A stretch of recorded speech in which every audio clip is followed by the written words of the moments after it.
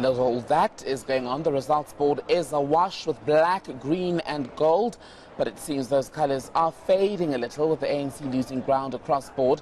It's time now to crunch the numbers again. Bring in Michael Marilia. He is here with the touchscreen. And Michael, Kylie here, they're waiting for the last bit of the results from Gauteng, but the ANC is tonight still chasing what appears at this stage to be the elusive 60% majority. Yeah, that's right, typically. And we're just going to focus on a few provinces which declared their results on Friday evening and just give you a sense of some of the narrative, some of the plot twists and turns that have been happening. We're going to focus on Mpumalanga very quickly. 70%, not bad at all. If you were doing your matric exams, you'd get a B. So a fairly good performance by the ANC in Mpumalanga. But hang on a minute, 2014 they were sitting at 78%, so that's 8 percentage points higher than this time around. And the other big story here, guys, is the emergence of the EFF now becoming the official opposition. If we go back to our 2019 figures, the EFF with nearly 13%, leaving the DA in the dust with roughly 9.77%. So a strong performance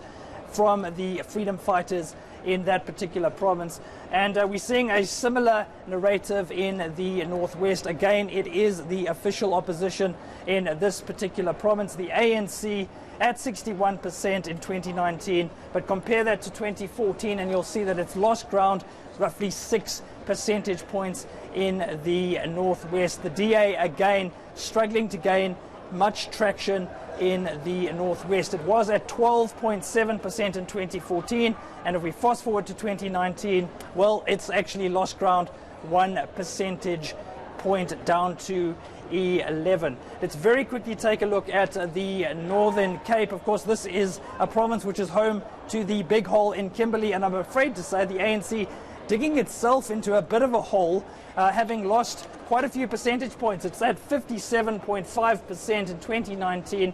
It was at 64, almost 65% in the last election. So I'm guessing that the governing party will be a little bit concerned about what is going on in that particular province. If we just take a quick recap, there has been a slight gain in the DA's support. It was at 23% in the last election, now roughly at about 25%, and the EFF just under 10%. And if we take a look at the last province that was declared on Friday evening, this is the little bit of blue that we have amongst all this black, green and gold.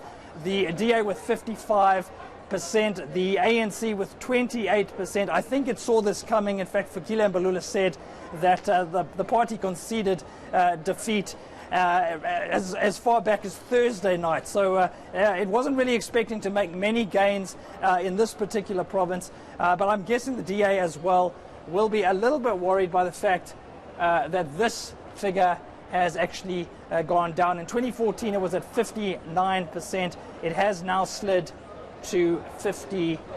And we have been speaking about the EFF's surge in certain provinces. Let's just make note of the Good Party, which has got 3% in its very first election. It should be guaranteed at least one seat in the National Assembly. So in the spirit of democracy, I'm going to say good for them.